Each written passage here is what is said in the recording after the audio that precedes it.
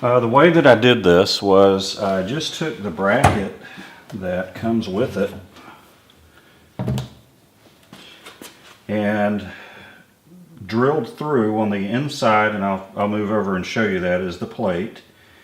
I just put the screws through, put some Loctite on them to make sure they were good and tight and there would be no issue with them.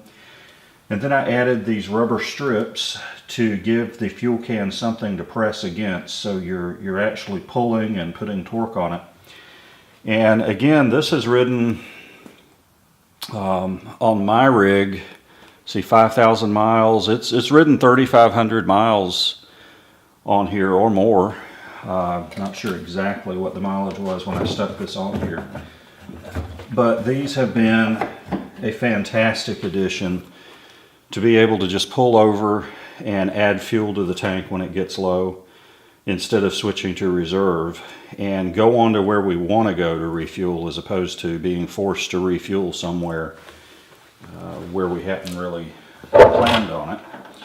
And to be honest, we rarely use it, but it's very nice to know it's there. I mean, when we went out on our trip, about 1,500 miles, I think we went in one trip around, and in that trip we used the can, I think, twice. We actually pulled it off and used the fuel out of it.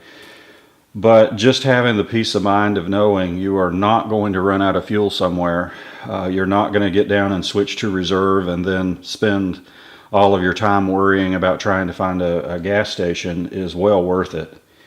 And we prefer the RotoPax. I prefer the RotoPax. My wife likes them too.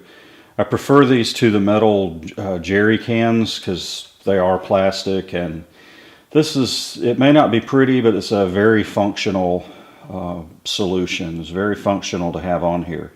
Now I will say the one issue that I have had with these is the spout that comes with them I would like to replace at some point, and it needs to be able to vent. Right now this is sealed tight, so when we get out in the heat I'll open this up and let it kind of burp and then close it back up because it's sealed tight. Now these cans are very thick, very durable. I don't have any worries or concerns about them springing a leak or anything, but I don't like to see pressure build up. And it's due to the spout that's in here. It's one of those funky spouts that you put on there and the EPA mandated and all that crap. And it causes more problems than it's worth. I've spilled more fuel because of it. It leaks. It worked like maybe the first 2 times. Now when you try to put it in there, I've got to hold it up just right so that what's leaking out around the mechanism of the spout, which is to prevent spills, actually runs down the spout into the tank. I just need a regular spout on this thing because that one is junk. And it's what causes the pressure buildup. If I had a regular spout in it, I could put a small pinhole in this yellow cap here and it would equalize pressure the entire time without any trouble. The other thing you got to worry about, if you do let it pressurize, don't just open this cap up and just spin it open, because when you do, you're going to get a strong puff of fumes out of it. And also, if you have the spout on it and you sit it down and it pressurizes, you need to release the pressure on it before you take it up and try to put it into the tank, because when you do that, it's just going to spray fuel.